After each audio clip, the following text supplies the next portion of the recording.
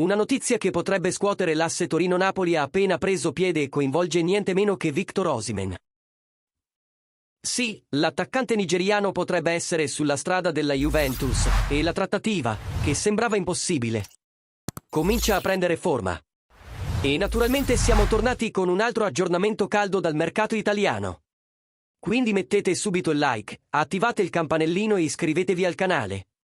Perché se questa operazione andrà in porto, promette di diventare uno dei capitoli più esplosivi della finestra estiva. Durante la trasmissione di Sky Sport 24, il giornalista ed esperto di calciomercato Luca Marchetti ha fornito importanti dettagli sull'interesse della Juventus per Osimhen. Secondo lui, la Juve sembra più convinta su Osimhen al momento, ma tutto dipenderà dal mercato. Ed ecco la chiave, non si tratta solo di volontà, ma di condizioni finanziarie. La clausola di Osimhen, valida solo per l'estero, è di 75 milioni di euro. E il suo stipendio è ancora più pesante, 10 milioni di euro netti a stagione. Una cifra altissima per gli standard del calcio italiano. Pertanto, lo scenario è delicato.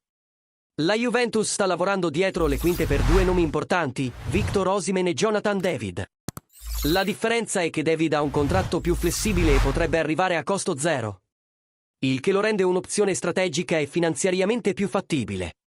Ma c'è un dettaglio fondamentale, tutto dipende dalla vendita di Dusan Vlahovic.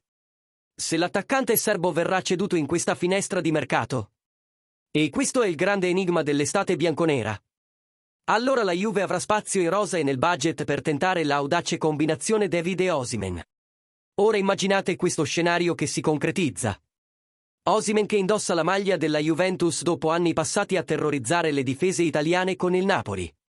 Sarebbe un cambiamento sensazionale all'interno della stessa Serie A. Ma se Vlahovic non venisse venduto, il club dovrebbe scegliere un solo nome per rafforzare il reparto offensivo e, in questo caso, Jonathan David sembra avere un vantaggio per quanto riguarda lo stipendio e la facilità dell'operazione. E ora la domanda è per te, tifoso, riesci a immaginare Osimhen giocare per la Juventus? La dirigenza dovrebbe rischiare tutto per lui o seguire la strada più sicura con David? Commenta qui sotto, perché la tua opinione fa parte di questo dibattito. E, naturalmente, se ti è piaciuto questo aggiornamento e vuoi sostenere il nostro canale, mandaci un super grazie e rafforza il nostro lavoro. Ci vediamo nel prossimo video, e resta sintonizzato, perché il mercato è in fermento.